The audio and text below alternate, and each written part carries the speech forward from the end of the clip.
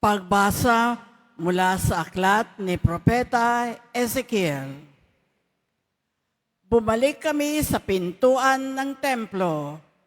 Sa ilalim nito ay may agos ng tubig papunta sa silangan.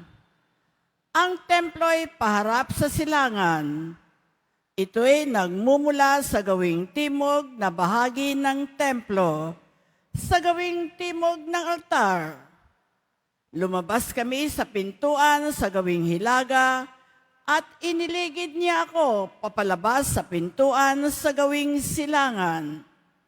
Doon ay may mahinang agos ng tubig mula sa gawing timog ng hagdanan.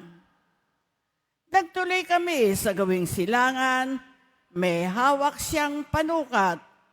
Sumukat siya ng 500 metro. Pagkatapos, lumusong kami sa tubig na hanggang bukong-bukong. Sumukat uli siya ng 500 metro at nang lumusong kami sa tubig, ito ay hanggang baywang. Sumukat uli siya ng 500 metro, ngunit iyon ay isa ng ilog at hindi na ako makalusong. Malalim ang tubig at kailangang languyin upang matawid.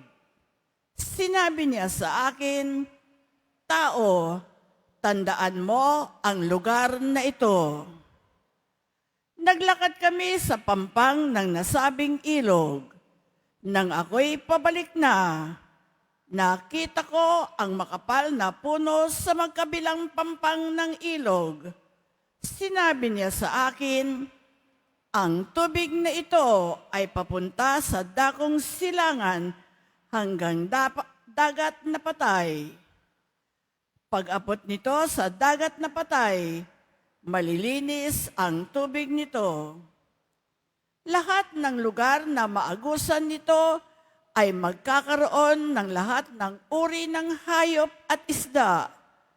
Pagdating ng agos nito sa dagat na patay, magiging tabang ang tubig ng dagat.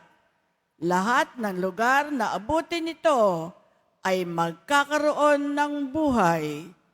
Sa magkabilang pangpang ng ilog ay tutubo ang sari-saring punong kahoy na makakain ang bunga.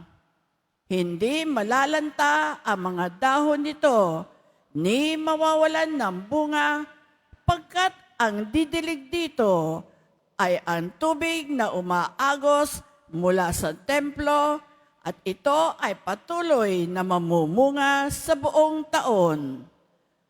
Ang bunga nito ay pagkain at gamot naman ang mga dahon.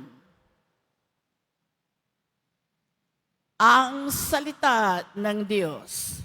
Salamat sa Diyos.